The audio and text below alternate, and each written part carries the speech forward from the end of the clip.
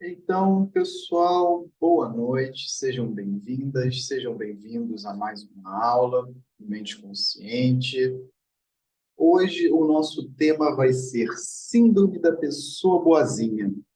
Alguém já ouviu falar nesse termo, Síndrome da Pessoa Boazinha? Algumas pessoas já... Eu já publiquei esse livro, né? Já coloquei esse livro nos stories algumas vezes, né? Porque é um livro bem interessante, um livro muito importante, né? Eu sempre indico a leitura dele, né? A gente vai falar sobre esse tema, sobre esse assunto, e vocês vão entender por que que esse livro ele é tão importante hoje em dia. Porque a síndrome da pessoa boazinha se tornou uma endemia, né? Se tornou uma endemia. Praticamente hoje em dia são raras as pessoas que não tenham, nem que seja um pouco, né, dessa síndrome da pessoa boazinha. Vamos começar. Esse termo foi cunhado, pelo menos até onde eu sei, foi cunhado pelo psicoterapeuta chamado Robert Glover, tá? Um psicoterapeuta americano, que ele cunhou esse livro, esse termo no livro chamado Não Mais um Cara Bonzinho.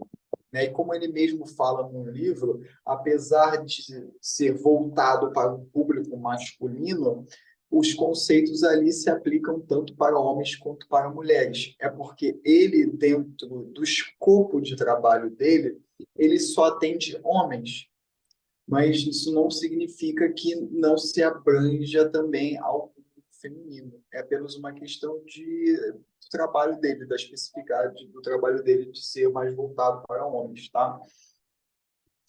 Por isso que eu falo que é a síndrome da pessoa boazinha, eu não falo síndrome do homem bonzinho, né? Síndrome da pessoa boazinha. Então vamos lá. O que forma essa síndrome da pessoa boazinha? Como que ela começa? Na maioria, assim, na maioria gritante dos casos, tá? A síndrome da pessoa boazinha começa na infância, a partir de sucessivos traumas de abandono. Mas o que que é trauma de abandono? A gente precisa entender isso, porque a maioria das pessoas acham que trauma de abandono é quando a pessoa, quando os pais, por exemplo, eles abandonam a criança no sentido de presença física, sabe? O pai foi embora, ou a mãe foi embora, e aí a pessoa acha que abandono é isso, quando não existe uma presença física ali. Não necessariamente. Trauma de abandono acontece quando a necessidade básica de uma criança, ou seja, aquilo que for necessário para a criança no momento dela, não é atendido satisfatoriamente. Um trauma de abandono é quando a necessidade de uma criança não é atendida satisfatoriamente. Pode ser atenção, pode ser comida, segurança, carinho, afeto, compreensão. Tudo aquilo que não é dado satisfatoriamente para uma criança configura um trauma de abandono. A depender do tamanho da falta, o trauma é maior. Por exemplo, se uma criança está com fome e ela não come, isso é um trauma de abandono. Quando não é porque a criança depende de um adulto para alimentá-la. Você não vê uma criança de 2 anos cozinhando arroz e feijão. Enfim, se a criança se alimenta, mas se alimenta de maneira precária, isso também configura um trauma de abandono. Ou seja, se ela come, mas ela ainda está com fome, isso configura um trauma de abandono. Se a criança, por exemplo, demanda a atenção do pai ou da mãe, e essa atenção ela não é satisfatoriamente atendida, isso para a criança configura um trauma de abandono. Tipo, A criança chama o pai ou a mãe para brincar. E a mãe ou a mãe e o pai só ficam ali, sei lá, 10 minutos brincando com a criança. Mas a criança tem muita energia, ela quer brincar mais ainda. E aí o pai levanta, vai embora, porque tem que trabalhar, tem que fazer isso, tem que fazer aquilo, e a mãe não, tem que fazer. Isso configura um trauma de abandono para a criança. Não é só agressão física. É claro que agredir verbalmente, fisicamente uma criança também cria um trauma de abandono, porque ela se sente desamparada, ela se sente agredida, ela não se sente amada.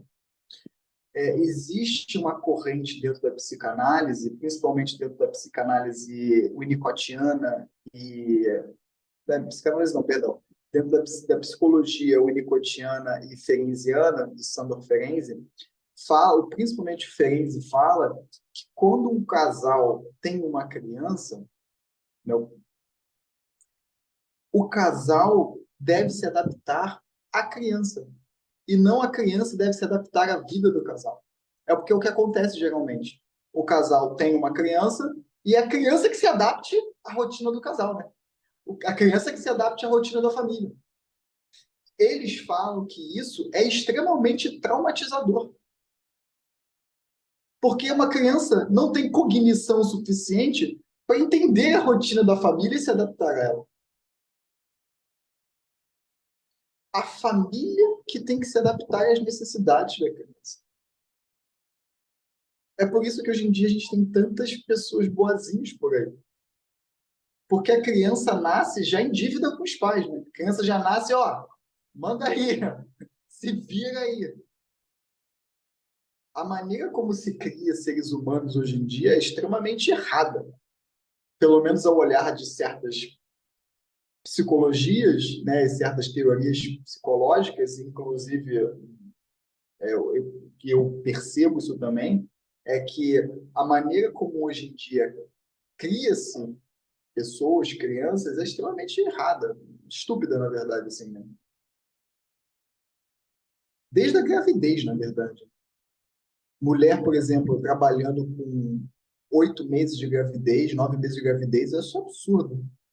Mulher com o pé inchado, um barrigão, mijando de 5 minutos. Como é que essa mulher fica em pé, por exemplo, às vezes em trabalho 8 horas por dia? Isso é um absurdo, isso é um crime. A mulher grávida, ela já é uma explosão de hormônio.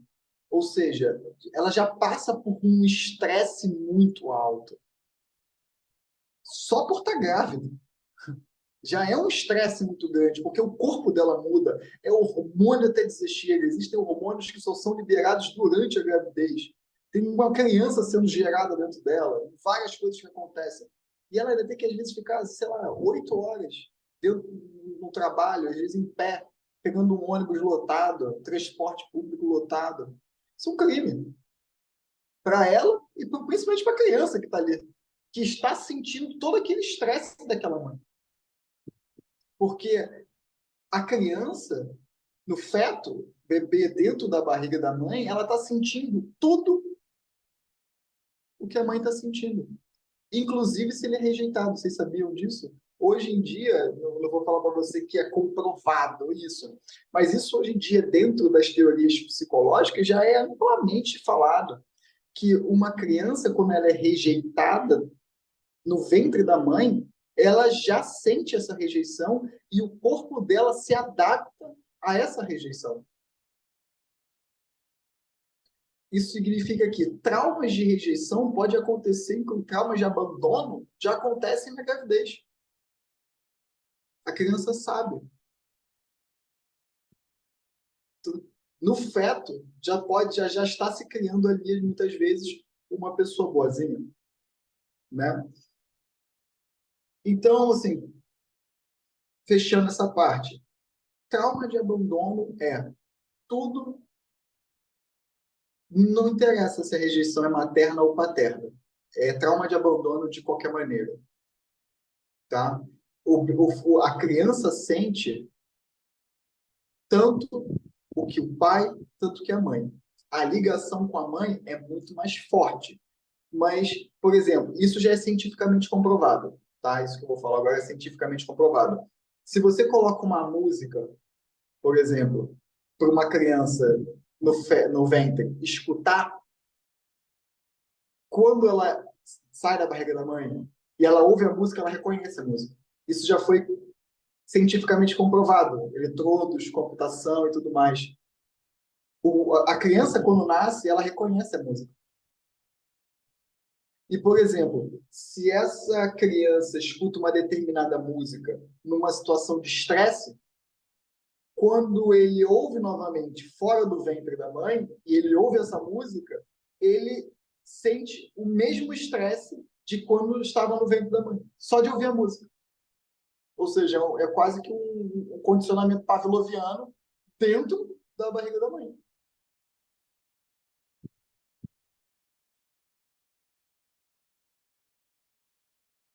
Dependendo da alimentação da mãe, por exemplo, na gravidez, a crianças elas levam esse mesmo hábito alimentar quando elas nascem. Por exemplo, uma mãe que bebe muito suco de maracujá na gravidez, um exemplo, tá? Eu estou falando desse exemplo porque no estudo eles deram esse exemplo também. Quando essa criança vai beber suco de maracujá, a probabilidade dela gostar é muito maior, porque a mãe gostava na gravidez. Assim como alimentos que a mãe rejeita na gravidez, essa criança tem tendência a também não gostar desse alimento.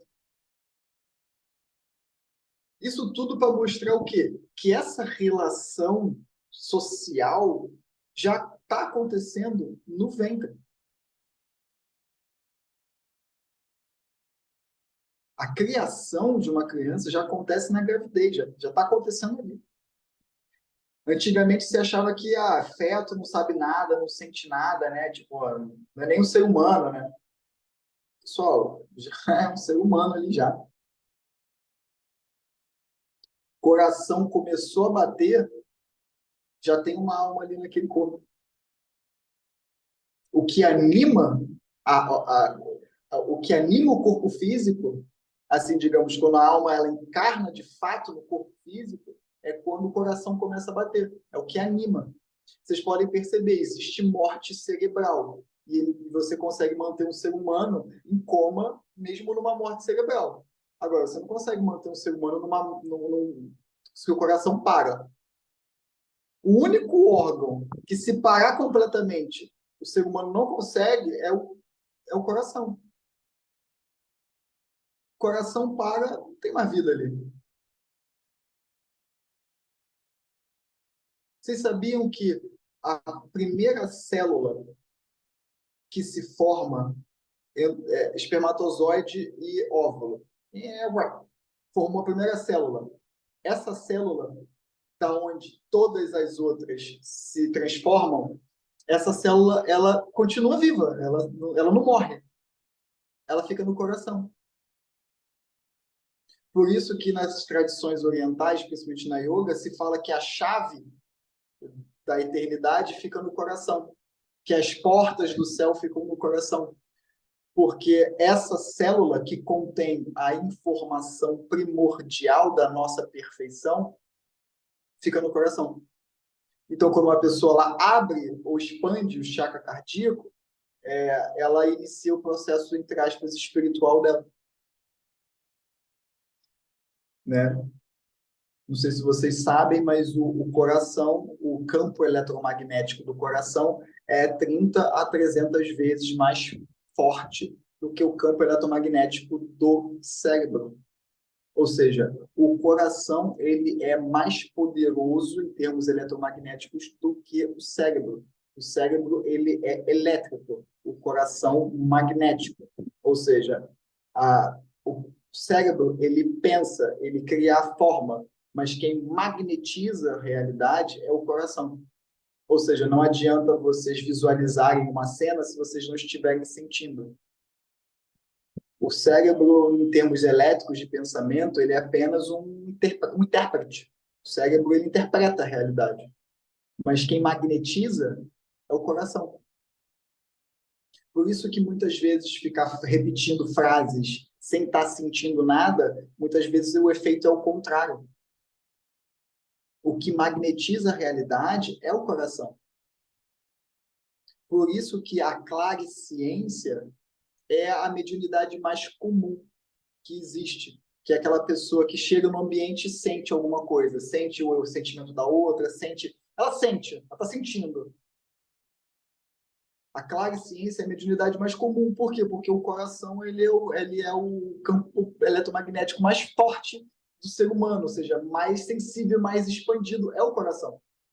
É por isso que quando a gente chega num lugar, é muito comum a gente sentir a energia, a vibração do lugar, da pessoa e tudo mais, porque o coração ele é o campo eletromagnético mais forte, mais expandido do ser humano. É o centro espiritual do ser humano, não é o cérebro, é o coração.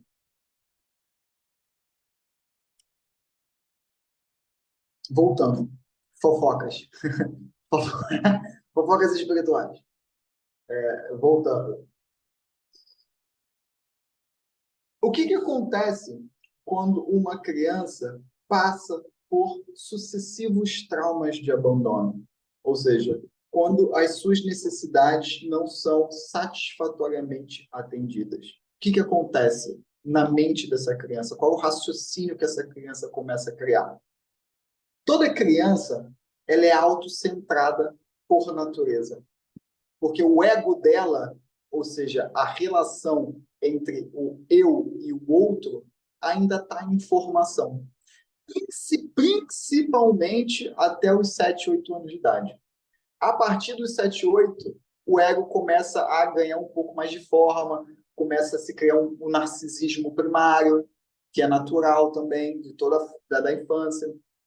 Começa a se criar essa relação entre eu e outro. Essa diferenciação entre eu e um outro, entre o que eu penso e o que o outro está pensando, em que eu faço e o que o outro faz. Isso só começa a ser estabelecido mais ou menos a partir dos 7, 8 anos. Até aí, a criança ela é totalmente autocentrada. Totalmente. E existem algumas correntes que falam que essa relação só começa a partir dos 12 anos. Né, que é quando, não sei se vocês sabem, mas em termos de fisiologia humana, o sistema nervoso humano ele só está completamente construído a partir dos 12 anos.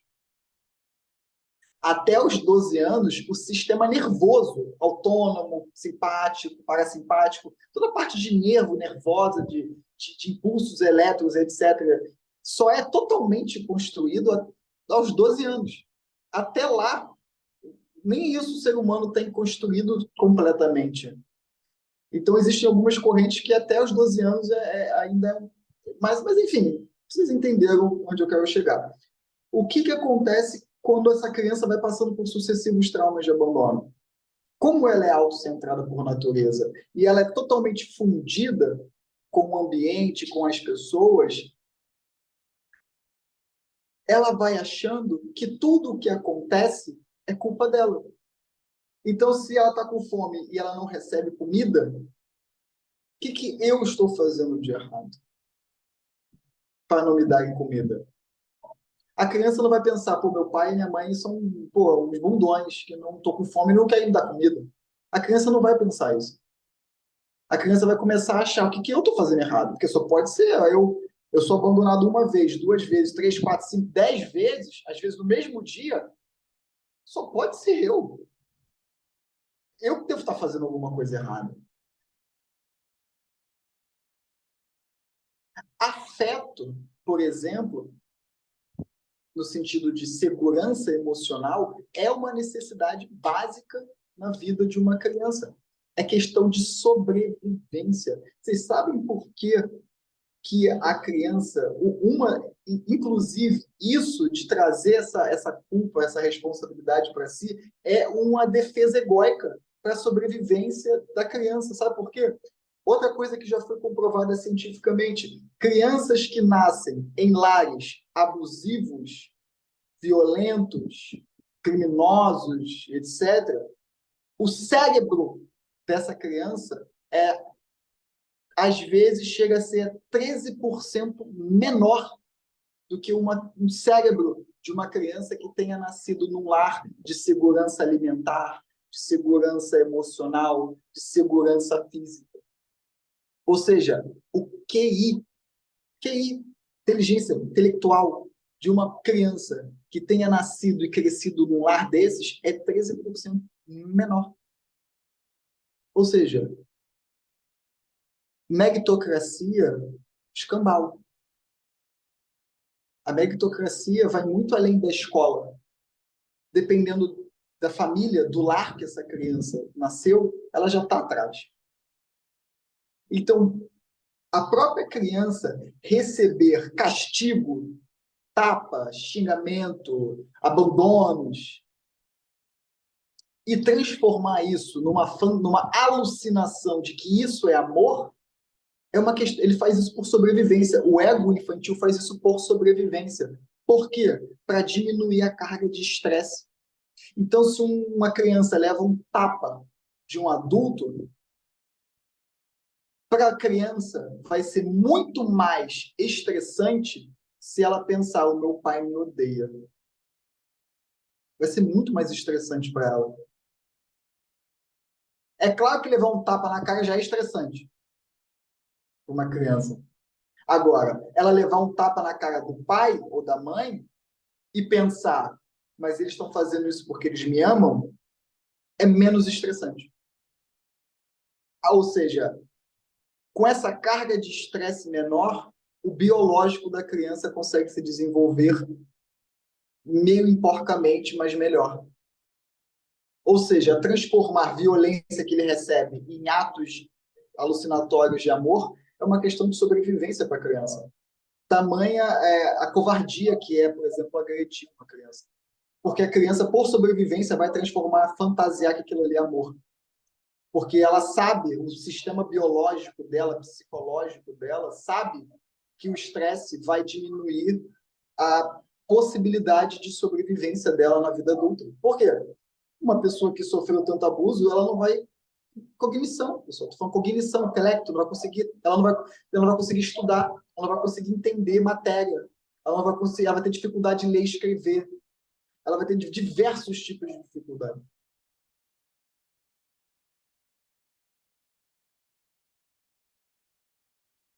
Meritocracia não é apenas o colégio que ela estuda, a matéria. Tem também a ver com o ambiente onde ela cresce, desde a barriga da mãe. Após sucessivos traumas de abandono, a criança começa a pensar: que eu fiz de errado? O que eu estou fazendo de errado? O problema sou eu. Imagina uma criança todo dia, sucessivos traumas de abandono, todo dia.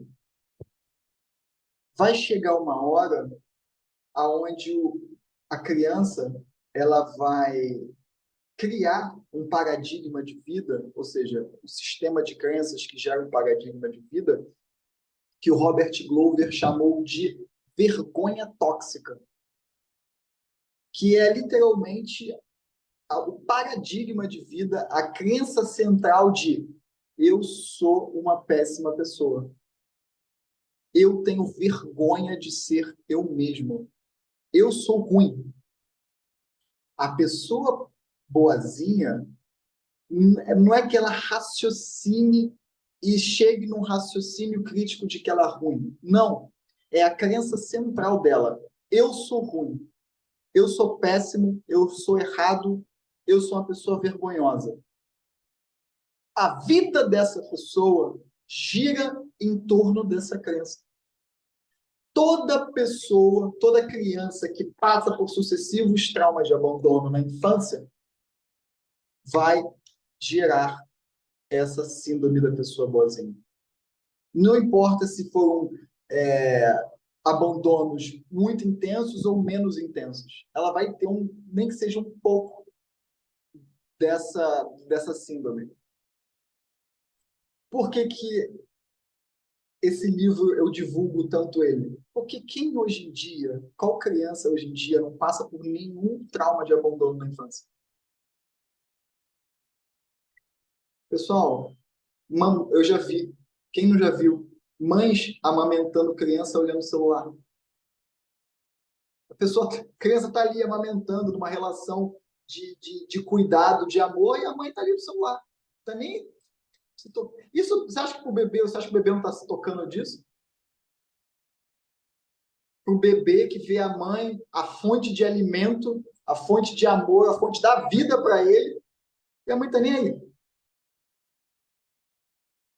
Isso já é um trauma de abandono. Isso é uma subjugação da inteligência de um bebê.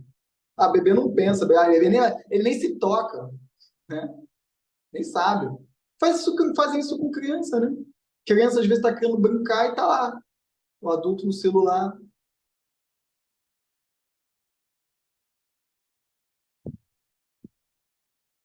Quando chega na idade adulta, o que acontece com essa criança, com esse paradigma de vida de eu sou ruim, eu sou errado, com essa vergonha tóxica?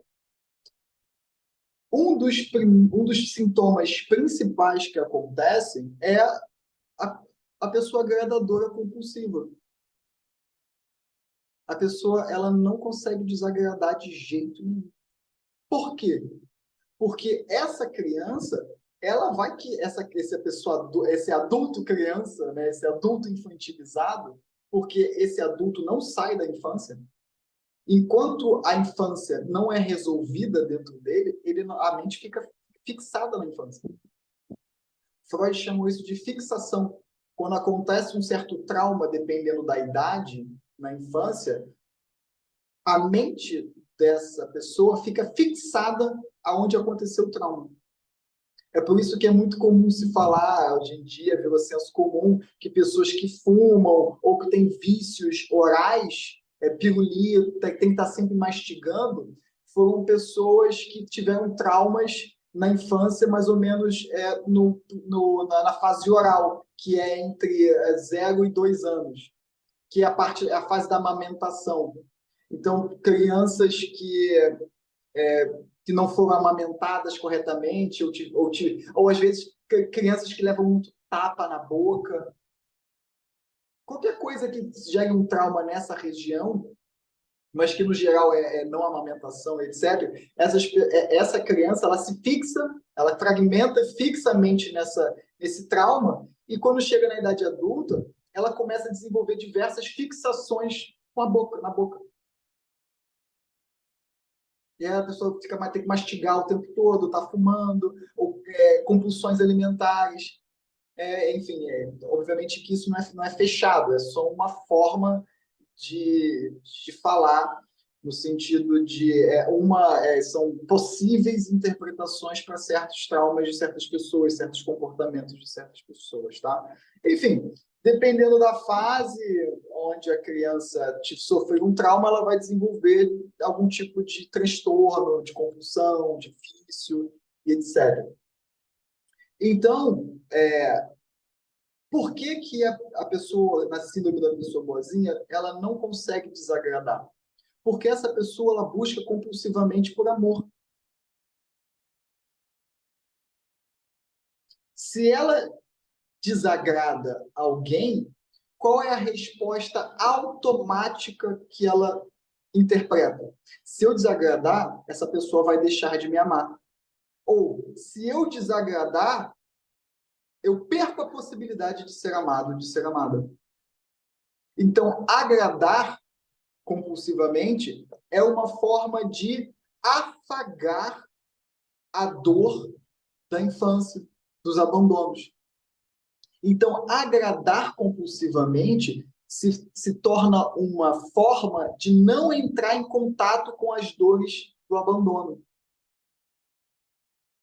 Porque se ela desagrada e vê outra pessoa se sentindo desagradada, ela sente dentro dela quando ela era criança e ela foi abandonada. Porque muitas crianças, quando sofrem traumas de abandono, elas ainda são repreendidas. Tem pai e mãe que dá tapa na criança porque a criança está chorando, por exemplo, querendo atenção, e aí é espancada. Ou fisicamente, ou às vezes verbalmente, emocionalmente manipulada. Imagina, muitas vezes a linguagem da criança é chorar, é fazer birra,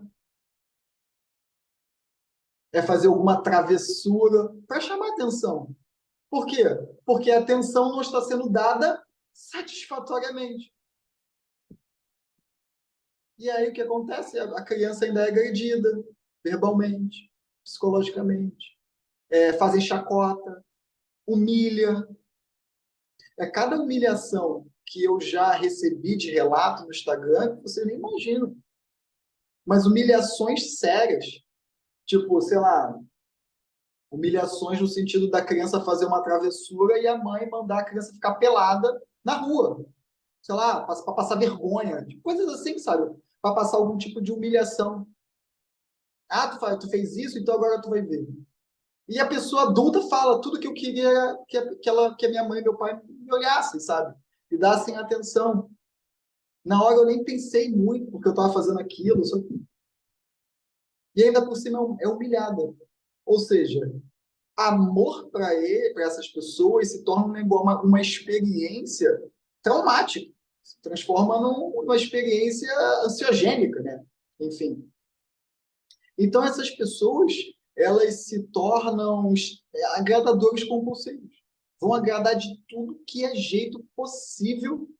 Evitar pessoas que evitam conflito de tudo que é jeito, evitam conflito, assim, às vezes chegando no cúmulo do absurdo de evitar conflitos. Essas pessoas criam acessórios, esses acessórios são muito criativos. Por exemplo, no livro do Robert Glover, no Manual Mais o Cara Bonzinho, ele dá alguns exemplos de acessórios que os pacientes, né, dele faziam. Tinha um que o acessório dele para ser amado era o carro dele estar sempre impecável. O carro do rapaz estava sempre impecável, limpo, arrumado, brilhando, estava tudo uma maravilha sempre. E você deve pensar, mas isso não é bom? Para ele, não. Porque isso, manter o carro sempre maravilhoso, era uma forma de evitação da dor do abandono. Era um acessório para ele ser amado. Era uma forma de chamar a atenção de maneira positiva. Tipo, oh, nossa, que carro lindo que você tem, que carro cheiroso, que carro sempre arrumado. E a pessoa, tipo, mas isso era um acessório. Ele dá outros exemplos. Tinha um paciente dele que o acessório era a filha dele. A filha dele estava sempre impecável. E a forma dele de ser amado era pela filha. Quando as pessoas chegavam, nossa, como sua filha está bem arrumada, nossa, como sua filha é bonita, como sua filha é assim. A filha era como se fosse a boneca dele para ele ser amado.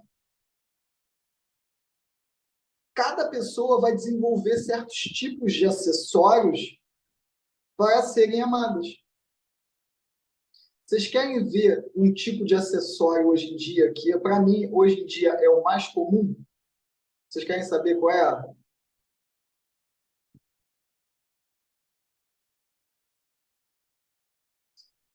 Sabe qual, hoje em dia, o acessório mais comum, né? A Inara falou, rede social. Rede social é hoje em dia o acessório da pessoa boazinha. Nossa, assim, tem pessoas, por exemplo, que manter um corpo musculoso, um corpo esbelto, é um acessório. É uma forma de ser amado. Existe uma diferença muito grande entre você se exercitar para você ter um corpo saudável, de você se exercitar para ser amado. Por que as pessoas hoje em dia se entopem de todos os tipos de produtos sintéticos? Às vezes tomam até anabolizantes para ficar com o corpo bonitão, corpo fortão. Tem nada a ver com a estética do corpo, tem a ver com ser amado. A pessoa quer amor, ela quer carinho, ela quer afeto. E ela acha que tomando esteroides ou malhando loucamente todo dia 2, 3 horas por dia, tendo um corpo bonito, ela vai chamar a atenção. A pessoa quer atenção. E o que que é essa atenção? Carinho, afeto, amor. A questão da pessoa boazinha é que ela faz isso de maneira desesperada. Coloca, às vezes, a própria vida em risco, a saúde em risco, a saúde física e a saúde mental.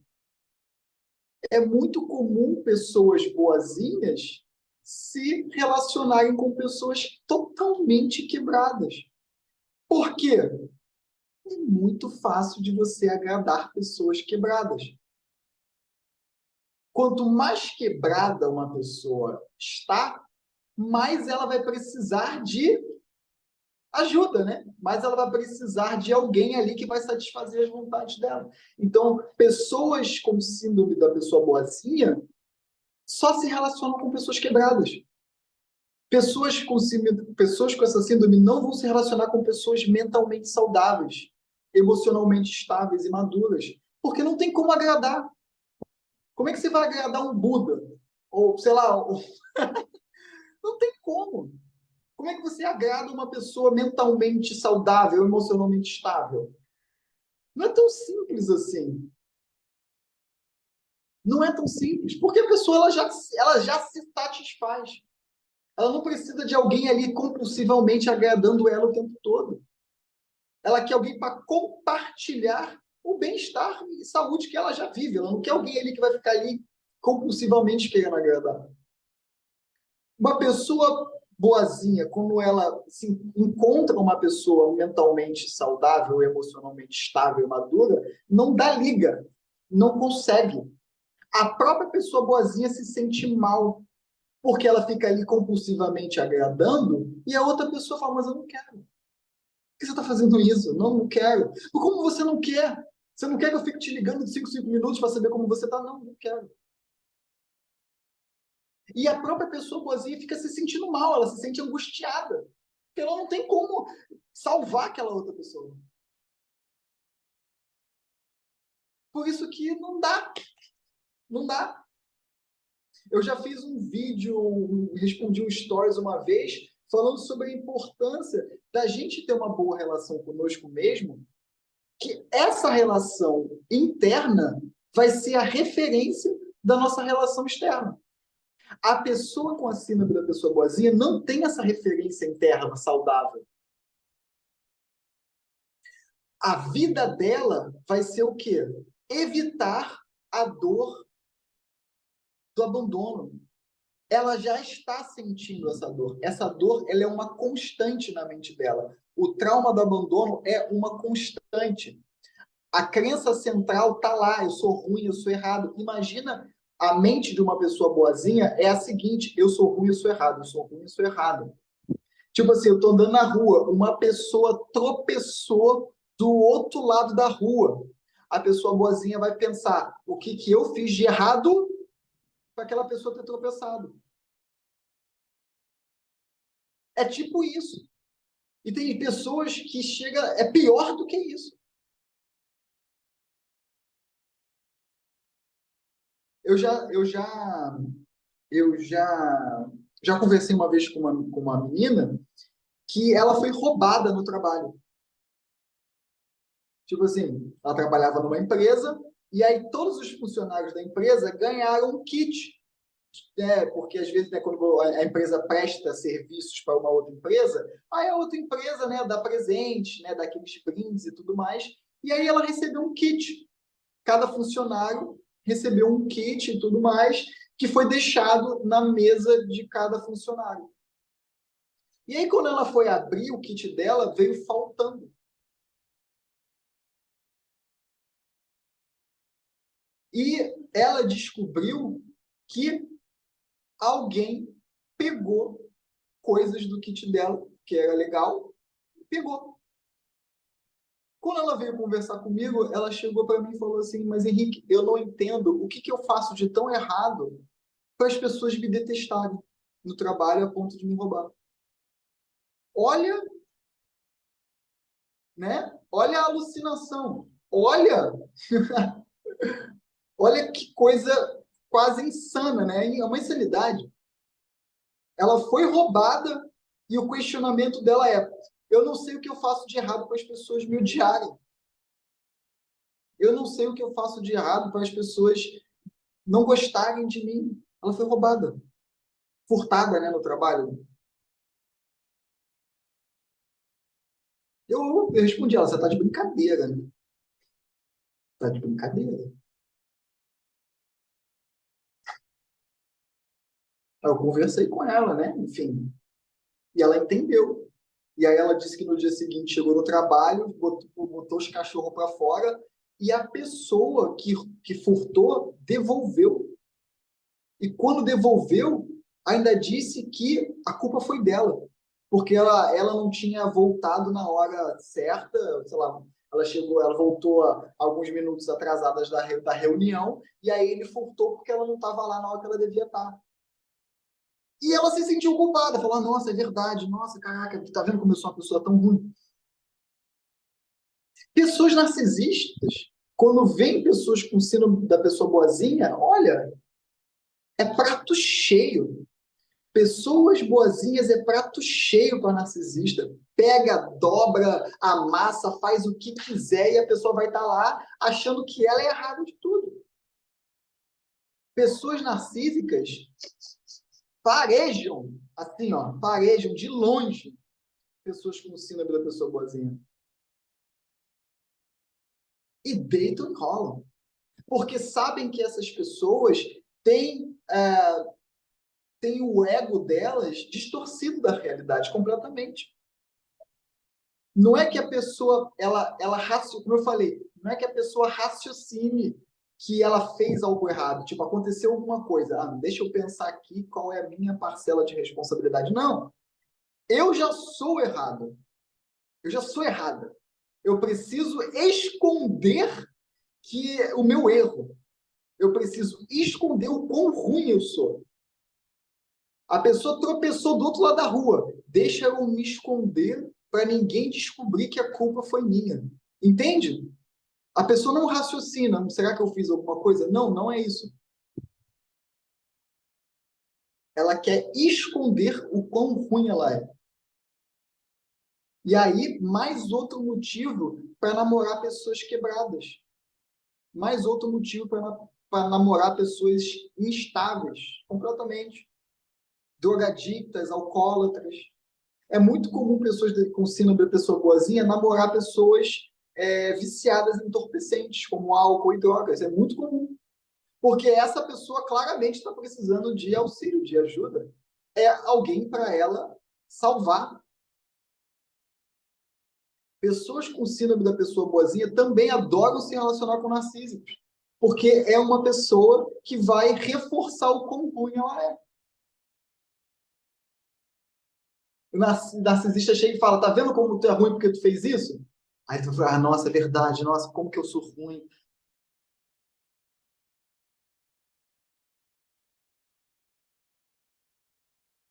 Esconder o quanto essa pessoa é ruim é essencial, é fundamento para a pessoa boazinha.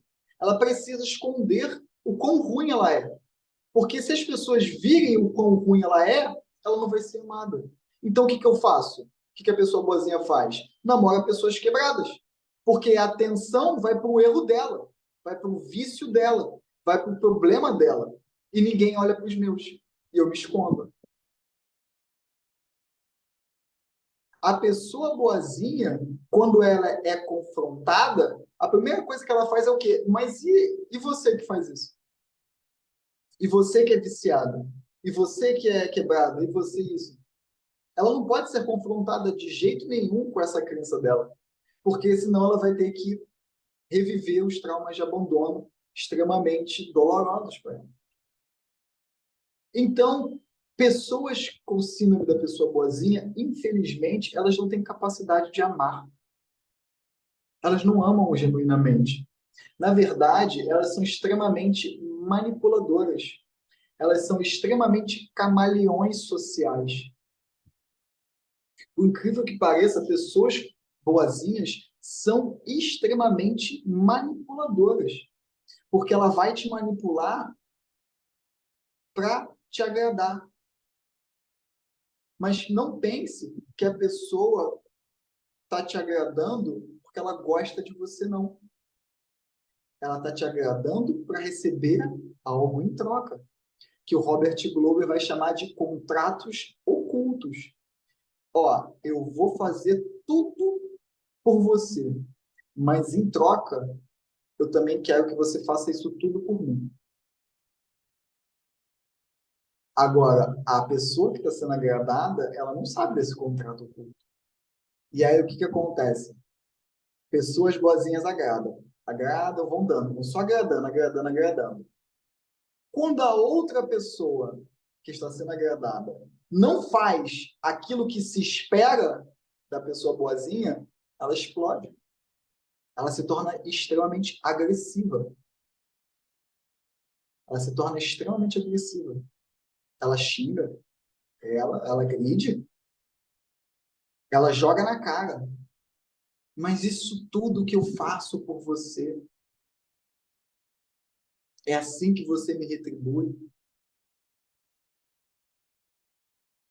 A pessoa boazinha, ela explode de raiva. E elas obrigam a outra pessoa a dar de volta. Não é porque é a pessoa, entre aspas, boazinha, porque é só entre aspas mesmo. Ela não é boazinha nenhuma. Ela é uma pessoa extremamente traumatizada e é uma pessoa extremamente manipuladora. Pessoas boazinhas são excelentes camaleões sociais, se adequam a qualquer lugar porque elas agradam. Elas vão agradando. Não importa a relação, ela se adapta à relação, ela vive a relação do outro. Por quê? É só agradar. Ela vai se adaptando a qualquer tipo de relação.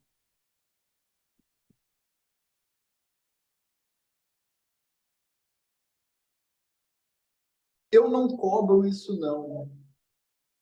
Toda pessoa boazinha cobra. Cobra de maneira sutil. Cobra se colocando, por exemplo, como vítima. Lembra da aula das quatro formas de manipulação social? Duas ativas e duas passivas? A pessoa boazinha, ela faz o quê? Tratamento de silêncio.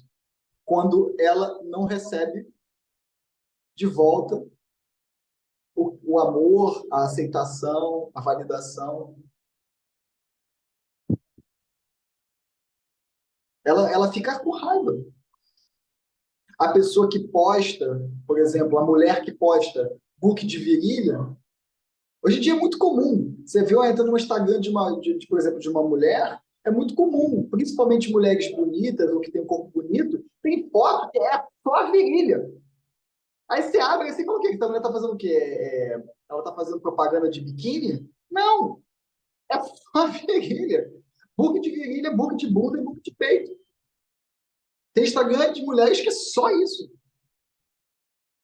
Você pensa que a pessoa ela mora numa comunidade indígena, porque parece que ela só anda de biquíni. E quando essa pessoa posta uma foto e ela não recebe o número de curtidas que ela, por exemplo, pensa ser o ideal para ser amada, a gente não está vendo, mas ela do outro lado do celular lá, ela está pé da vida. Ah, não vai me dar a curtida que eu quero, o comentário que eu quero? Sabe o que essa mulher faz? Ela tira um pouquinho mais a roupa. Ah, vamos ver agora, então.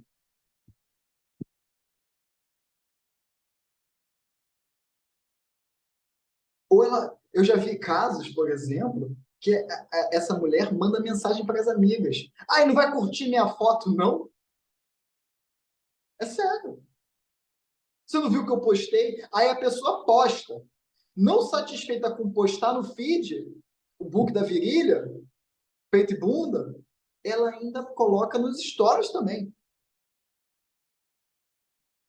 a mesma foto. feed e nos stories. Isso tudo para quê? Atenção, carinho, afeto, amor, para não reviver os traumas de abandono. Existem diversos, eu estou dando exemplos, tá? Mas existem diversas maneiras. Ah, mas eu não tenho essa coragem, eu não faço isso. Tudo bem, cada pessoa tem o seu acessório.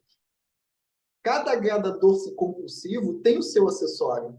Cada pessoa boazinha tem o seu acessório de receber carinho e afeto. Tem o exemplo do carro, o exemplo da filha, da rede social, do corpo.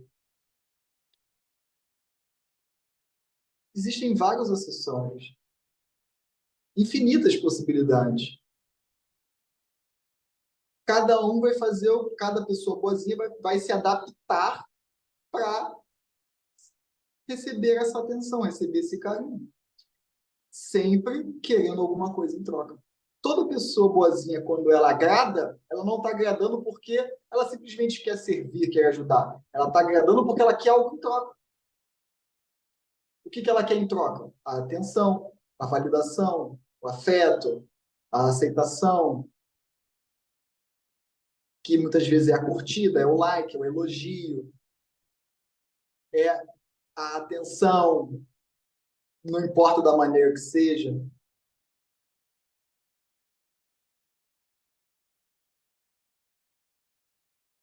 Cada pessoa vai se adaptar de uma maneira. Às vezes, por exemplo, uma coisa que é muito comum é profissão.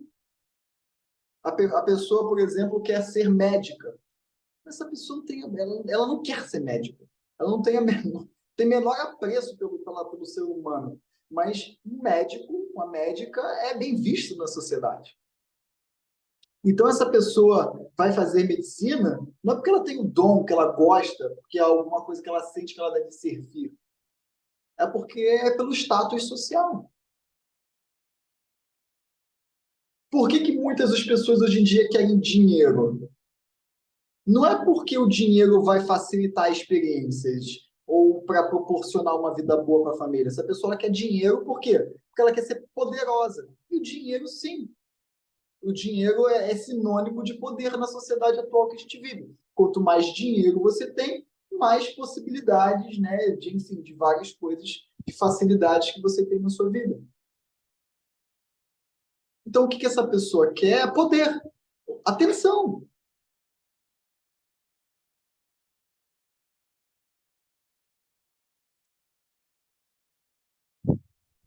Isso, a profissão, por exemplo, pode ser um acessório. A pessoa é um excelente profissional, mas ela é um excelente profissional porque ela quer, na verdade, ser amada. Ela quer, ela quer receber esse afeto através da profissão dela. E aí, se por acaso ela vai atender alguém ou vai, enfim, fazer uma troca com alguém dentro da profissão e ela não recebe um elogio ou ela é mal vista, essa pessoa ela tem colapso. O que eu fiz de errado? O que eu estou fazendo de errado? Então, mesmo na profissão, pode ser uma maneira de vou ser um excelente profissional para ninguém ver o quão ruim eu sou, o quão vergonhosa eu sou. Eu vou tirar sempre 10 na escola para os meus pais me amarem. Porque se eu tirar o 10, aí os meus pais vão me amar. Isso é uma forma sutil de os meus pais não me amam porque eu sou errado, eu sou errada. Então, se eu tirar 10, eles não vão ver o quão errado eu sou, quão errado eu sou, e aí eu vou ser amado. Mas percebe o contrato oculto? Eu não vou tirar 10 porque eu gosto de estudar. Porque independente se tirar 10, se tirar 9, se tirar 8, não vai fazer diferença. O importante é que a pessoa estudou e aprendeu. Mas o que ela quer ser amada. Ela quer provar para os pais, para os amigos, para quem quer que seja, que ela é digna de amor. E se ela tira 10 e ela não é elogiada, não recebe esse amor, espera só para ver a pessoa boazinha em ação numa explosão de raiva. Se colocando como vítima, fazendo tratamento de silêncio, jogando na cara da pessoa quebrada o quão ruim ela é. Vingativo. Pessoa boazinha é extremamente vingativa. E se vinga de diversas maneiras, tá? É muito comum, relatos comuns. Por exemplo, a mulher cozinha para o marido vai chegar do trabalho e a mulher cozinha. Aí o marido às vezes chega cansado, não come e não fala nada. Não elogia, não fala nada. Tem mulher que explode porque você não vale nada. Lembra aquilo que você fez 5 anos atrás comigo? E às vezes o cara só estava cansado, não esqueceu, não estava com várias coisas na cabeça. Teve um deslize, não falou nada. Aí a mulher vai falar, lembra aquilo que tu falou para mim 5 anos atrás? Olha o quão ruim você é. E às vezes a pessoa fica tipo, o que você está falando? Por que você está agindo assim? E ainda fala, você não sabe? Por quê? Porque você, às vezes não recebeu um elogio. Porque não fez a comida porque ela queria servir ao marido. Ela fez aquilo, na verdade, para quê? Receber o elogio para não entrar em contato com o abandono. Para não entrar em contato com essa dor. Muitas mulheres fazem isso. Homens fazem isso, também fazem isso de outra maneira com as esposas. Às vezes, sei lá, lava a louça. Aí o homem vai lá, lava a louça toda, que não sei o quê. Aí às vezes a mulher te passa assim, não fala nada. Aí o homem fala: tu não vai agradecer que eu lavei a louça? Você não vai ver o quão maravilhoso eu sou por tal? Toda essa tentativa de autoenaltecimento é uma forma infantil de: olha, pai, mãe, o quão eu sou bom, o quão eu sou legal, por favor, me amem. Toda essa forma de autoenaltecimento é um trauma infantil, é uma criança ali dentro querendo ser vista. Tipo, olha a coisa legal que eu fiz, me amem. O homem faz muito isso, às vezes, com serviço doméstico, com lava-louça, limpar a casa. Aí, olha, mulher, eu lavei a louça. Tipo, às vezes a mulher olha e fala, mas eu lavo isso todo dia, por que eu tenho que te enaltecer por conta disso? Porque é a criança ali dentro. Me ame, me olhe, sabe? Me elogie, me tira desse sofrimento que eu vivo 24 horas por dia de me achar uma pessoa horrorosa. Porque é um sofrimento contínuo. É um sofrimento psíquico 24 horas por dia. Eu preciso agradar compulsivamente o tempo inteiro, porque eu vivo em sofrimento psíquico o tempo inteiro por me achar uma pessoa ruim. Existe um sofrimento psíquico pior do que se achar 24 horas por dia uma pessoa ruim, errada, vergonhosa, só por existir. Só de eu existir eu já sou ruim, já sou errado. Existe um sofrimento psíquico pior do que esse? E uma compulsividade para sair desse sofrimento, para aliviar esse sofrimento. Uma mudança de linguagem que pode te ajudar é: eu não era assim, eu tinha esse comportamento. Porque quando você fala eu era assim, é como se o seu eu mais intrínseco fosse. Quando você fala eu tinha esse comportamento, ajuda você a cognitivamente entender que é um comportamento. É um hábito, é um raciocínio, e não parte de quem você é. Isso ajuda, tá? E, como eu disse lá nas primeiras aulas, né? Os 3 pilares do autoconhecimento, e que os mentores, na última palestra que eles deram, atualizaram os 3 pilares do autoconhecimento e do aprimoramento espiritual. Vocês lembram dos 3? Sinceridade, coragem, sinceridade e disciplina. Coragem para compreensão, sinceridade para aceitação e disciplina para ação. É doloroso mesmo. Tem que ter coragem. Como o Robert Glover fala no livro, a mudança de paradigma de vida da pessoa boazinha para uma pessoa não boazinha é uma mudança radical de paradigma. Ou seja, é um upside down na vida. É uma mudança de paradigma muito radical.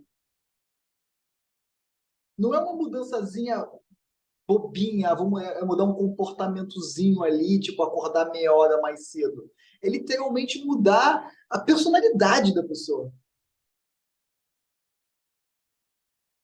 É uma mudança muito radical de vida. É uma mudança radical de raciocínio. É literalmente, praticamente uma outra pessoa. Por isso que a cura da síndrome da pessoa boazinha não é fácil. Não é fácil. Porque vai ter que confrontar esses traumas de abandono. Vai ter que, na infância, vai ter que sentir isso tudo de novo. Vai ter que confrontar essa crença central, né? Como o professor Hélio Couto fala, é um trabalho árduo. É árduo mesmo. Principalmente nos primeiros anos. É muito árduo. É literalmente praticamente uma guerra contra si mesmo. Tem que ter coragem, coragem de reconhecer esses traços, esses comportamentos dentro de si.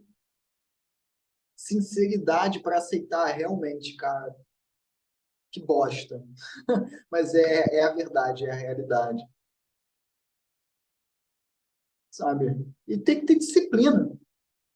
Disciplina para quê? Para mudar. Tem que ter ação. Por exemplo, como ele fala no livro, ele dá diversos tipos de exercícios para a cura da pessoa boazinha. Um desses exercícios é passar um tempo sozinho, sozinha. E não é só de relacionamento, é tipo de presença, sozinho, você com você mesmo. Cara, para uma pessoa com assim, uma pessoa boazinha, de início, isso é, tipo assim, angustiante num nível surreal. Imagina uma pessoa agradadora, compulsiva, sozinha, fisicamente, sem ninguém. Essa pessoa ela vai entrar num loop de angústia muito forte de início.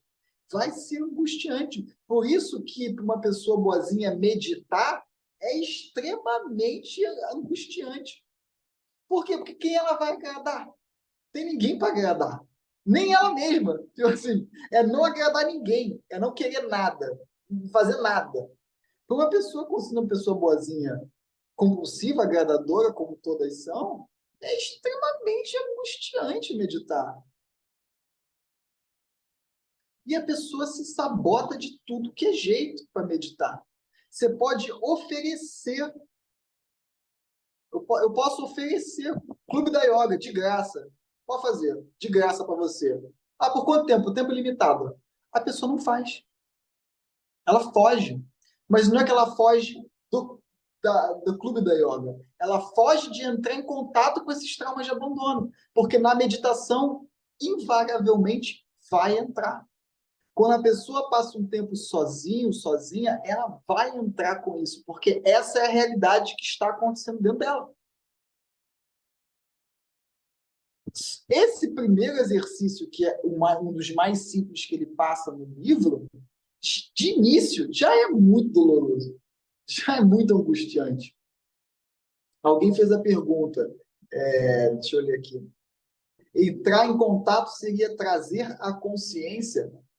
A pessoa boazinha, ela vive em angústia. Ela busca aliviar essa angústia. Então, não é nem trazer a consciência, é parar com os acessórios, é parar com ser uma agradadora compulsiva. Entende? No caso, não é nem trazer a consciência, ela já está consciente.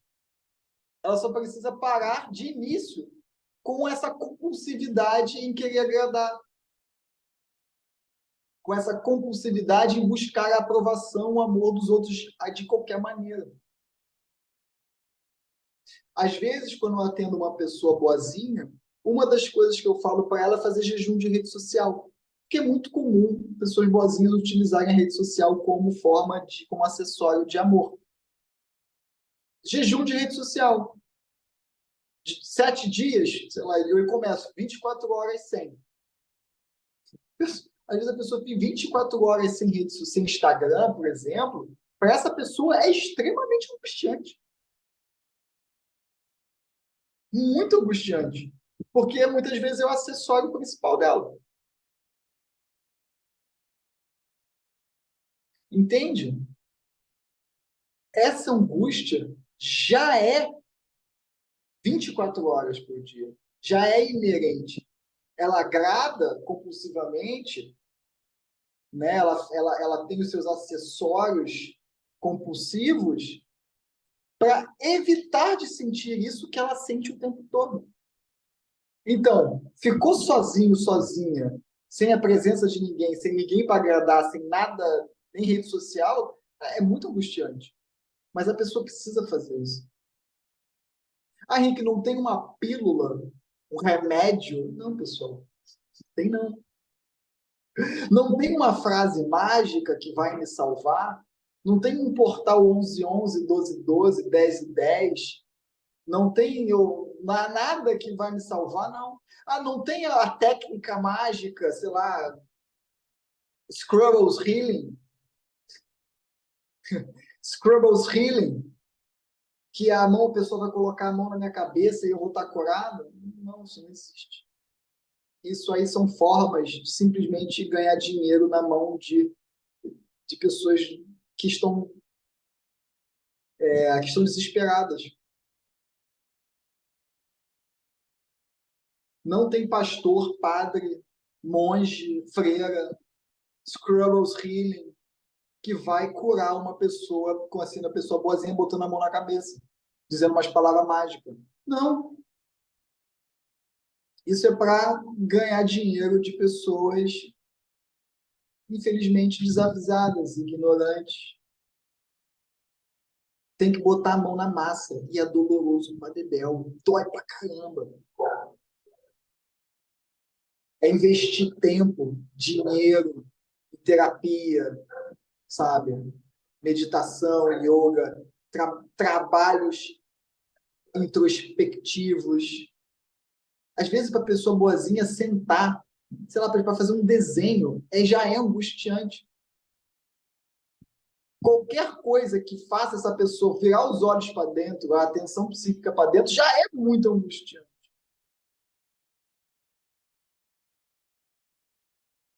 E aí é muito fácil a pessoa X lá, tipo, Scrubbles Healing, faz isso aqui. Pronto, tá curado. Uhul! Não, não tá.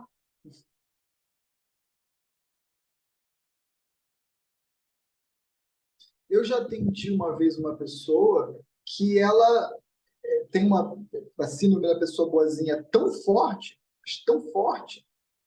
no caso dessa pessoa é de outras vidas, enfim, que ela chegou a fazer a faculdade que o pai dela, que ela achava que o pai dela ia gostar para ela ser amada pelo pai. Ela fez uma faculdade X, não porque ela gostava da faculdade, ela fez a faculdade porque ela era o que ela achava que o pai dela ia gostar dela. Eu vou fazer essa faculdade porque se eu fizer essa faculdade, eu acho que meu pai vai me amar. Eu finalmente vou me sentir amada pelo meu pai. E aí chega na hora da terapia, começa a entrar em contato com isso tudo, a pessoa perde o chão.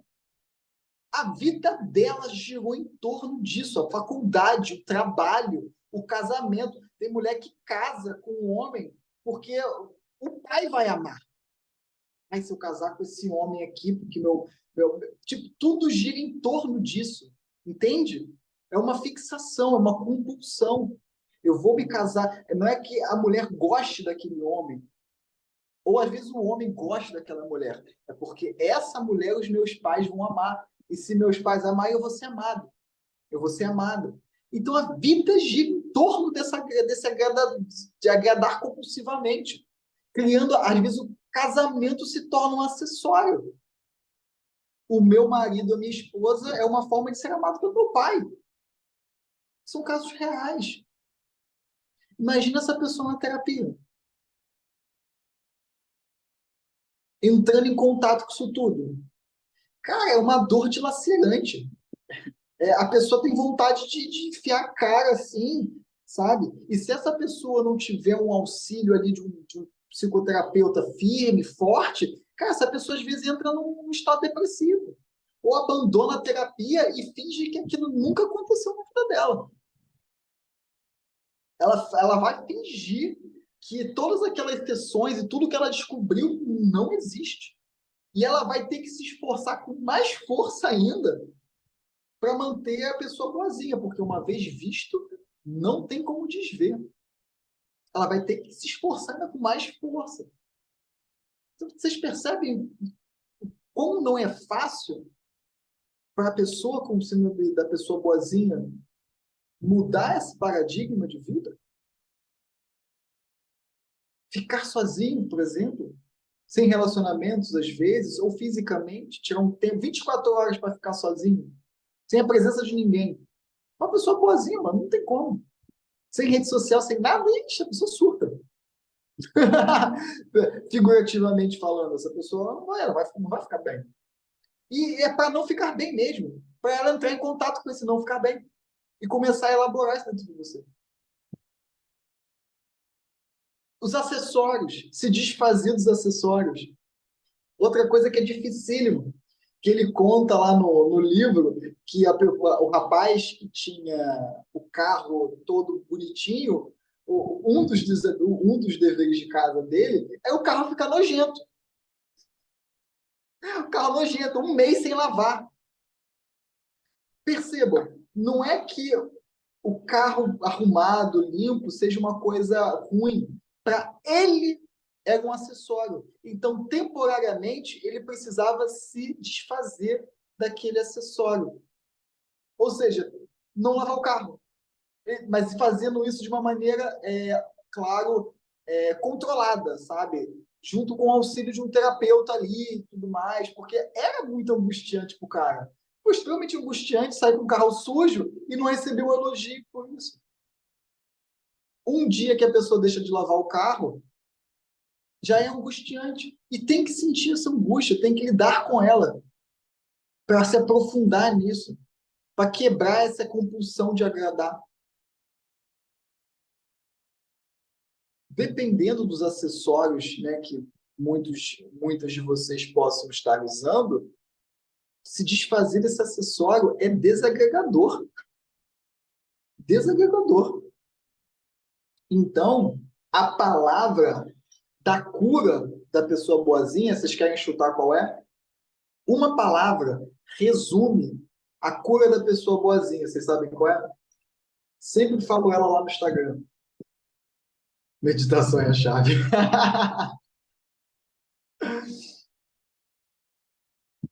Putz, eu fiz isso também.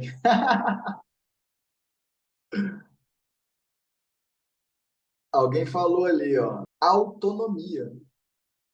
Autonomia. O que é autonomia? Soberania pessoal.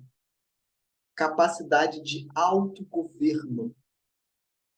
Autoaprovação. Mais importante do que a aprovação alheia é se eu estou aprovando aquilo que eu estou fazendo. A cura da pessoa boazinha se resume a desenvolver a autonomia.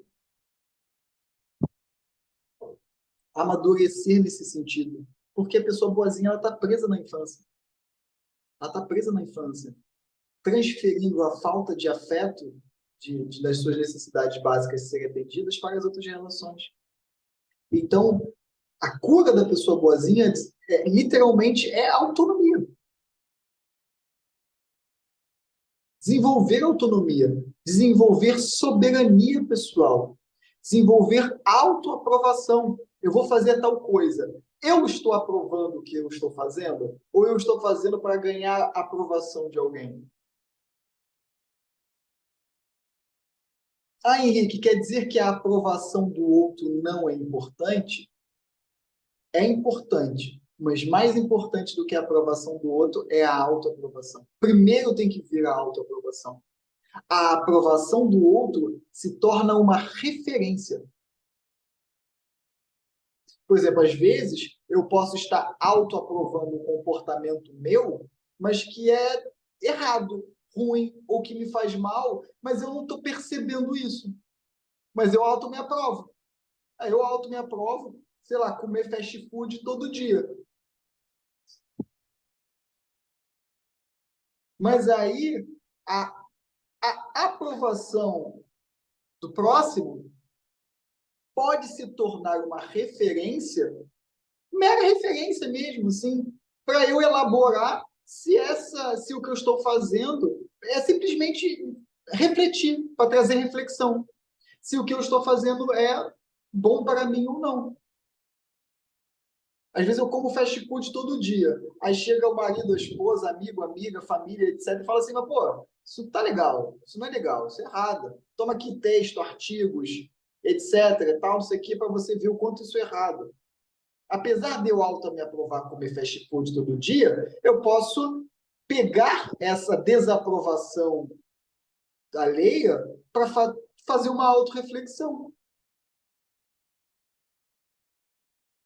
Por exemplo, vou dar um exemplo que aconteceu na minha vida. Há muitos anos atrás, quando eu me tornei vegetariano, eu decidi parar de comer carne. A primeira, como é que se fala? A primeira reação da minha família, que não conhecia vegetarianismo, é tipo, você vai passar fome, você vai morrer de fome, sabe? Foi uma reação meio que de desaprovação. Eu peguei essa desaprovação e eu comecei a refletir. Passar fome. Eu pesquisei na internet, vegetarianismo, passar fome, e eu li a besteira que era isso. Tudo bem, eu precisaria me alimentar melhor. Precisaria comer mais fruta, legumes, semente, tudo mais, sei que precisaria comer, né,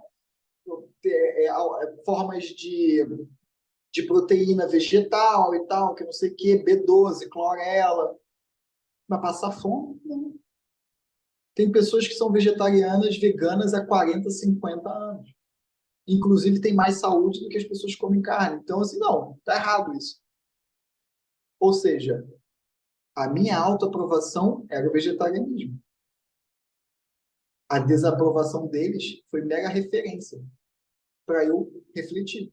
Às vezes, eu posso ser desaprovado pelo social e realmente pegar um pouco disso para mim e falar, realmente, essa parte aqui que foi falada, realmente tem razão. Senão seria uma arrogância minha. Vira e mexe, por exemplo, teve uma vez que foi muito interessante que eu publiquei um texto no Instagram e eu publiquei numa cor que estava difícil de ler, que para mim não estava muito difícil, mas eu recebi uma, duas mensagens de pessoas, poxa, Henrique, pô, o texto está super legal, mas essa mistura de cor que você fez é muito ruim de ler para pessoas que têm, sei lá, tá X. E eu falei, cara, eu não fazia a menor ideia disso. E eu pesquisei, e realmente, a cor lá que eu tinha feito, muitas pessoas têm dificuldade de enxergar. E eu refleti, eu falei, caraca, realmente. Apesar de eu ter autoaprovado, ter feito post naquela cor, a desaprovação de outras pessoas me fez pesquisar e refletir. E eu mudei, nunca mais usei aquelas cores, porque de fato a pessoa estava certa. Tem que ter humildade, né? Mas ao mesmo tempo tem que ter humildade, também tem que ter autonomia. Ou seja, não aceitar também qualquer desaprovação a esmo. Sentar, ler, pesquisar, refletir. Recentemente, quando eu abri lá a caixa de perguntas de assuntos, como é que eu falei, como é que eu coloquei lá? Assuntos, não é assuntos complicados. Como é que foi a palavra, pessoal? Que eu usei. Era assuntos polêmicos. Assuntos polêmicos. Eu recebi várias mensagens desaprovando coisas que eu falei. Porque, enfim, né? Muitas vezes o que eu falei vai contra a crença individual da pessoa. E a pessoa falou, não, Henrique, eu não concordo, que eu não sei o que, não sei o que lá, blá, blá, blá, blá, blá, blá. E você vê que a pessoa, ela não concordava, mas assim, ela não estava dizendo o que ela discordava. Ela simplesmente estava destilando ódio, porque cutuquei alguma coisa ali dentro. E a pessoa chegou, eu discordo porque por causa disso, disso e disso.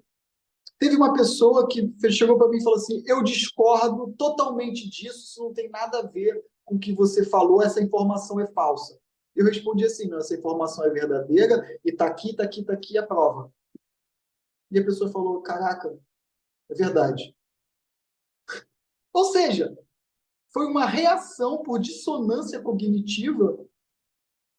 O que eu falei foi contra o sistema de crenças dela e a pessoa simplesmente disse, eu discordo. Mas ela não apresentou qualquer reflexão porque ela discorda. Aí eu discordo, eu falei assim, não, tá aqui, papapá, e a pessoa, realmente. Tiveram pessoas que destilaram ódio e eu falei, não, nada disso e tal, tal, tal, tal, tal, tal. A pessoa nem respondeu. Ah, Henrique, isso que você está falando, que não sei o que, não sei o que lá. E eu falo assim, e falo de novo, e reitero o que eu falei. E a pessoa simplesmente não respondeu mais. Então, às vezes, a gente tem que ler, refletir, mas manter a autoaprovação também. Então, ao mesmo tempo que a gente tem que ter essa flexibilidade de ter a desaprovação como referência, a gente também, às vezes, tem que ser carvalho. Pessoal, se fosse ser flexível o tempo todo fosse uma coisa boa, todas as árvores seriam bambu.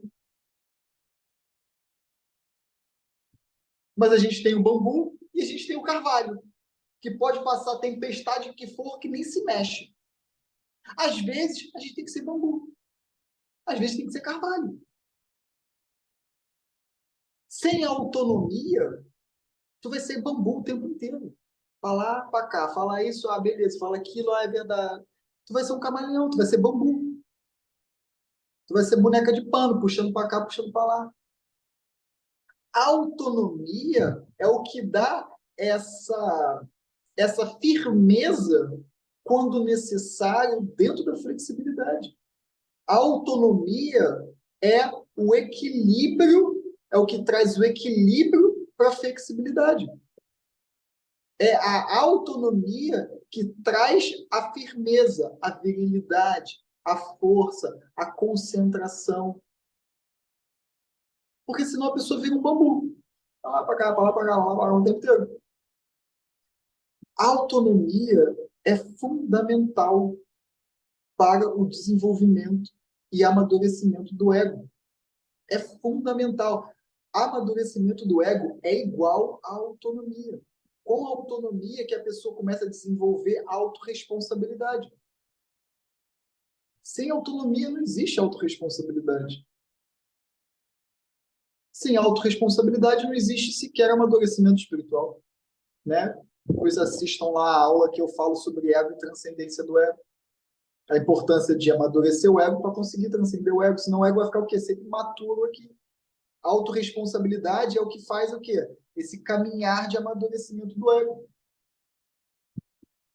Sem autonomia não existe esse caminhar. Não existe autorresponsabilidade. Não existe soberania pessoal. Não existe individualidade saudável. Como é que a pessoa vai transcender a individualidade se ela não tem individualidade saudável? A ingratidão só incomoda se você está fazendo um contrato oculto. Se você está querendo alguma coisa em troca. Se você faz, não porque você não está querendo ajudar aquela pessoa. Você está querendo o amor dela em troca. Não é que a pessoa autônoma ela não vai perceber a ingratidão. Vai perceber que existe ali uma ingratidão. E ela pode não escolher não ajudar de novo. Mas ela não se incomoda com a ingratidão. A ingratidão não vai incomodar. Só vai incomodar se você já estava esperando por aquilo. Entende? Antes de você fazer, você já estava esperando aquilo. Existe uma coisa na pessoa com autonomia que se chama satisfação pessoal. O que ela faz satisfaz a ela. Ela não faz para ser bem vista. Ela faz porque aquilo traz satisfação a ela. A referência de vida dela é a vida interna, dentro dela mesma. Ou seja, ela faz porque é o correto para ela. O alimento dela é a satisfação pessoal. Eu fiz não porque eu quero ser amado. Eu fiz porque aquilo me trouxe satisfação. Fulano não gostou. Não interessa. Eu gostei. Mais engraçado é quando você começa a agir por si na sua autonomia, do seu jeito, na sua aprovação, mais admiração você ganha, que era exatamente o que se estava no comportamento bonzinho. Pessoal, nada mais magnético que se chama autenticidade. Autêntica. Uma pessoa magnética é uma pessoa autêntica. Quanto mais autêntica uma pessoa, mais magnética ela é. Porque a autenticidade é liberdade. Por isso que crianças são tão magnéticas, tipo assim, chama atenção, porque elas são autênticas. Se está chorando, ela está esperneando, ela está chorando, e você vê ali a verdade dela, que está triste, que está chorando, e quando ela está rindo, porque ela está sendo autêntica. Ela não tá, ela está vivendo dentro do âmago dela, tipo, o que ela está sentindo de verdade, o que ela pensa de verdade. Ela não está fazendo nada para agradar, é quem ela é a natureza dela, o que ela está sentindo, se expressando. A autenticidade não necessariamente é perfeição no sentido de fazer tudo certo. É inclusive na hora que faz tudo errado, admite, fala, fiz errado mesmo, fiz cagada mesmo. Entende? A autenticidade que tem a ver com essa espontaneidade, né, é a coisa mais magnética que existe numa pessoa. Vocês podem perceber na infância, por exemplo, aquela pessoa mais popular no colégio, na infância, é aquela criança mais autêntica.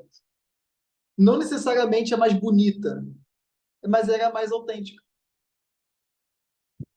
E até a gente carrega isso até hoje. A pessoa autêntica, espontânea na forma de falar, na forma de agir, até mesmo na forma de errar e admitir o erro. A autenticidade, a espontaneidade é muitas vezes também na hora de reconhecer as fraquezas, reconhecer os equívocos, na busca de melhorar. É aquela pessoa que, tipo assim, meditou. Aí chega, volta da meditação e aí como é que foi? Foi uma bosta. Aí todo mundo ri. Por que todo mundo ri se foi uma bosta? Porque o que ela falou foi autêntico, foi espontâneo, foi a verdade, foi a realidade dela. Ela falou de uma maneira espontânea, autêntica, foi uma bosta. Por que algumas pessoas falam que foi uma bosta, ninguém ri, outras pessoas falam que foi uma bosta e as pessoas acham engraçado? Porque sente a espontaneidade. Porque sente que tipo, foi espontâneo, sabe? Não foi, ela não falou foi uma bosta para as outras pessoas rirem e ela se sentir amada, vista, reconhecido. Não, ela falou porque foi realmente de fato o que aconteceu. As pessoas conseguem reconhecer. A gente tem esse GPS interno, sabe? De reconhecer quando uma outra pessoa está sendo verdadeira, autêntica, espontânea. Isso é extremamente magnético. Essas pessoas espontâneas, elas estão conectadas com o coração. Lembra? Coração, campo eletromagnético mais forte do corpo humano. Quando uma pessoa é espontânea, autêntica, ela está em congruência com o coração dela. E é por isso que ela é tão magnética. O campo eletromagnético dela é muito forte. Muito forte. Por isso que ela atrai. Ela vai atraindo outros campos eletromagnéticos. Ela estimula outros campos eletromagnéticos. Por isso que ela é tão magnética. Todo mundo quer ficar do lado de uma pessoa espontânea, autêntica, verdadeira. Porque o campo eletromagnético dela, do coração, além de expandido, está em congruência com o que ela está falando, com o que ela está vivenciando, com o que ela está se comportando. Ela está em congruência com o campo bioeletromagnético mais forte do corpo humano. Isso se chama congruência cardíaca. Tá? E quando saímos do posto de pessoa boazinha e resolvemos ser autêntico, as pessoas acham que estamos rebeldes. Isso é típico de uma pessoa boazinha questionar. Ela já está lá na frente, pensando, refletindo. Mas se eu ser autêntico, as pessoas deixarem de me amar? né? Ai, mas as pessoas vão me achar rebelde. Ai, meu Deus, e agora? Elas vão ver o quão ruim eu sou. Ai, elas vão ver o quão errado eu sou. Ai, meu Deus, e agora? A Márcia já está lá na frente, já, vivenciando, imagina na imaginação dela. Lembra do medo ser uma imaginação? Ela já está no medo. A pessoa boazinha já está no medo. Por isso que eu falei, Márcia, não é fácil. É um trabalho interno muito grande. Ai, meu Deus, é lidar com esse medo, porque a pessoa boazinha ela está constantemente com medo, lá no futuro, revivendo o abandono, e sentindo e fazendo de tudo compulsivamente para evitar isso.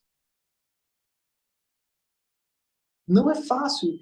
Nem tudo é difícil, tá, pessoal? Esse negócio de tudo é difícil, não, já vocês sabem que eu não concordo, mas isso realmente de fato não é fácil, não.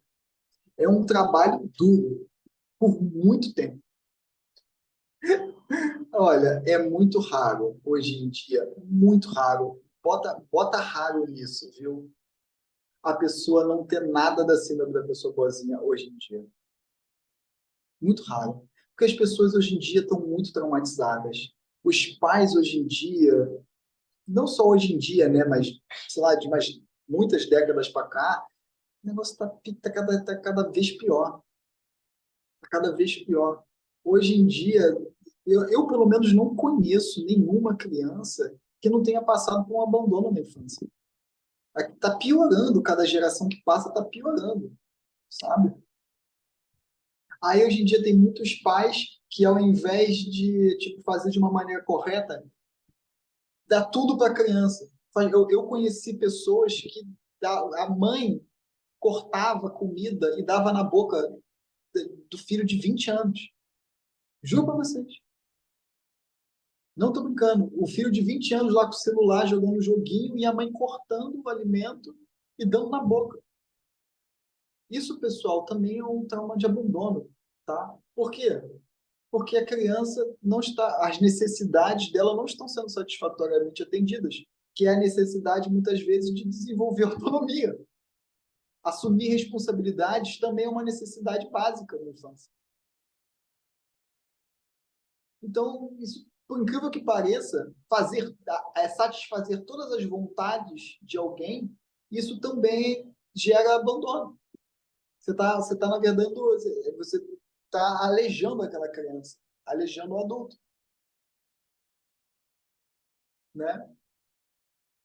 Enfim, quem hoje em dia não tem um pouco que seja de trauma de abandono, um pouco que seja de síndrome da pessoa boazinha? Existem intensidades, tem pessoas que são extremamente, assim, uma intensidade alta, e tem pessoas que estão moderado. Tem pessoas que, por algum motivo da vida, por alguma bênção da vida, de Deus, começaram já a desenvolver isso da adolescência, às vezes pela amizade, pela família, etc. Não, pela família não, perdão, pelo um outro contexto social, às vezes por amizade, e a pessoa consegue desenvolver isso, mas são raras as pessoas. A maioria é de moderado para cima. Eu diria que 90 e tantos por cento é de moderado para cima. Por isso que realmente mexe bastante. Aula que vem. Tema da aula. Vamos continuar nesse mesmo assunto, a diferença entre agradar e ajudar. Vamos começar a falar sobre a diferença entre autonomia e egoísmo. Nós vamos ter uma série de aulas para falar sobre tudo isso. Beleza? Uma boa noite para vocês. É isso, pessoal.